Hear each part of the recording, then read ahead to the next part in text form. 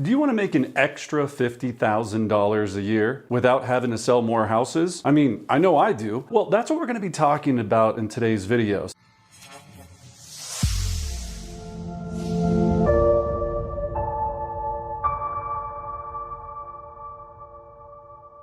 First of all, welcome back to the channel. It recently got brought to my attention that a lot of us individual agents, brokerages, teams, we've been coming into a massive problem where we are addicted to selling more. You get awards for selling more volume. You get awards for selling more units. You get recognized for, oh, he sold 200 units, 500 units. He sold 200 million in volume. That's not where the money is. Where the money is how much you make and how much you net per closed transaction. So today we're going to be talking about how to make more for every single transaction that you produce so you don't have to go work so much harder.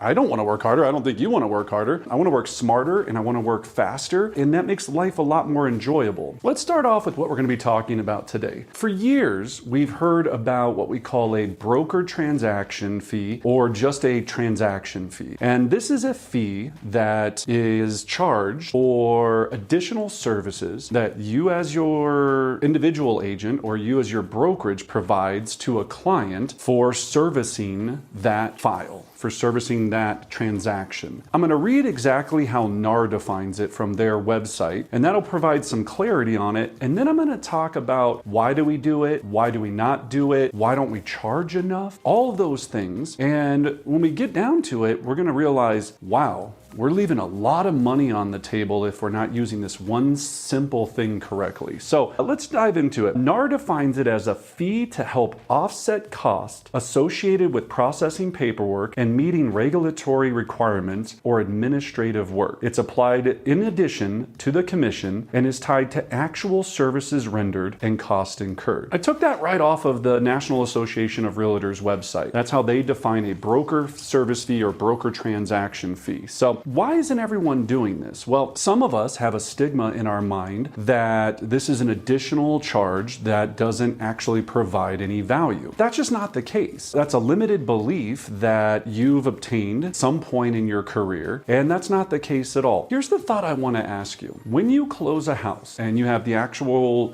from time you worked with the client, let's say it's a buyer, all the way to the final closing, for that time period, you get paid a commission, generally, or a flat fee, depending on where you're at or whatever it is. You get paid some sort of compensation. When that day closes, here's what happens generally with me, and I don't know if it's the same for all of you. A week later, 3 days later, a month later, I get a call. Hey, Brendan, just a real quick question. The neighbor is parking on my piece of my yard.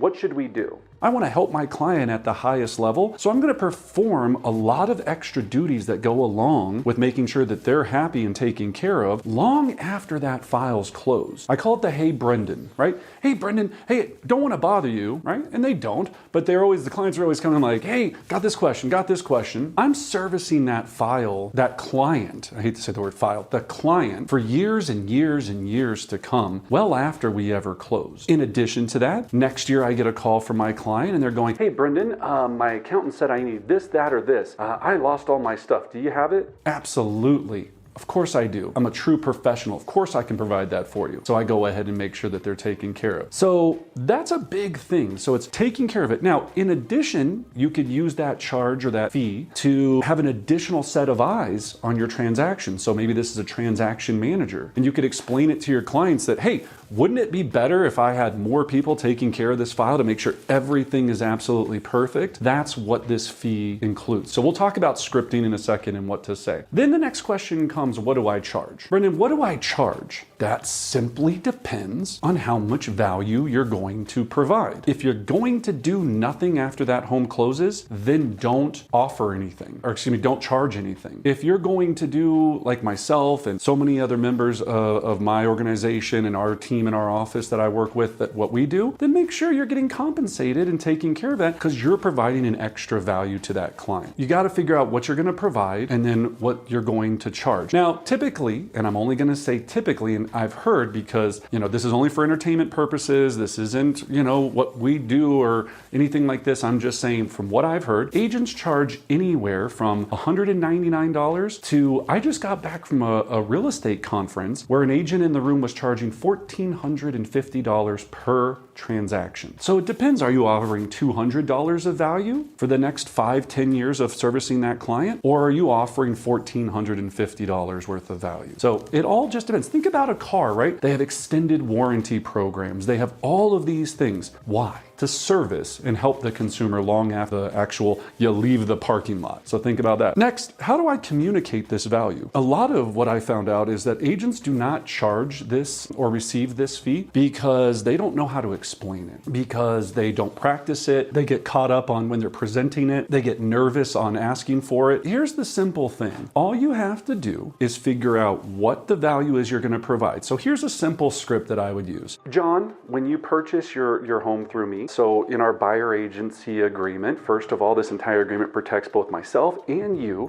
throughout the entire course of this transaction. This agreement is for 12 months. And in addition to that, we also have a $599, $299, whatever fee you're going to charge, a $599 transaction fee that helps me not only take care of the file while we're working together, but is going to ensure that you're protected long after the property closes. So if you have a question, you need a document, you need any issues come up, I'm going to be able to take care of that file long after the transaction closes. So now all I need is a signature for us to move forward here on our buyer agency agreement, and I can get to work helping you. That's it. Join us for role play. We have national role play 3 times a week, 12 to 12:30 Mountain Standard Time. We'll put some information below and check us out there. But we got to get practice. We have to get practice in doing these conversations. All right. Next, how do I overcome client pushback if I receive any client pushback? So let's say that you're talking to John and he goes, yeah, Brennan, well, we interviewed one other agent and he didn't have anything like this. In fact, he was fine without us even signing an agreement. Ooh. Okay, well, that concerns me, John, because first of all, that means that he's not willing to take care of you. He's not going to be doing the things that myself and my organization are going to do to make sure you have the most exceptional experience on Earth. So that makes me nervous right out of the gate. Number two, what is probably the real major concern is he doesn't do much. Just like everywhere, you can work with somebody that does very little and you get no value from, or you can work with somebody like myself that is going to do a lot and you're going to receive a ton of value. It's completely up to you on how you'd like to move forward with that. It's explaining this, right? And you're just thinking through, what are they going to think? How are they going to react to all of this? So that's if they say, hey, you don't charge it. Or maybe they say, you know what? I don't care. I'm not going to pay. Heck, it's just not for me. And I go, excellent. Then why don't we do this? I want to make this a win-win for us, John. Why don't we do this? If you could provide me one name of anyone you know that's looking to buy or sell real estate, I would be willing to cut that fee in half, but I just need someone else. I need some way of offsetting that fee. So is there anyone you know right now that's looking to buy or sell real estate that I could help? So use the broker transaction fee perhaps as a transition to getting more out of what you want. So it's a win-win. All I think about with all of my clients is how do I make this a win-win situation every single time? It can't be that I win and they lose, and it can't be that they win and I absolutely lose. Let me be clear right now, everyone. We are losing at a rate unlike I've ever seen before because we're so quick to give up our value because A, we're either not providing any, or B, we don't know how to explain it. And I'm just tired of seeing that. So let's be careful. Let's be careful with how we move forward with that. And then lastly, right, I want to make sure we're really clear on how it's disclosed. So we've got to make sure that if you're doing estimated net sheets, they're in the estimated net sheets. If they're in your listing agreement or buyer agency agreement, they're clearly defined and laid out. I want to make sure that you're not just all of a sudden trying to sneak in some last minute fee. And that's what we see sometimes happen, and clients get very upset with that. Be upfront, be proud of the value you provide, and make sure that you're getting what you deserve for what you do. I'll tell you the last story, and here's the story, right? I was just talking to an amazing agent. She was just working with a client, and she was helping them buy 300 acres of land. About 2 weeks goes by after they close, calls up and he goes, Catherine, There's 8 cows on my land. Oh my gosh.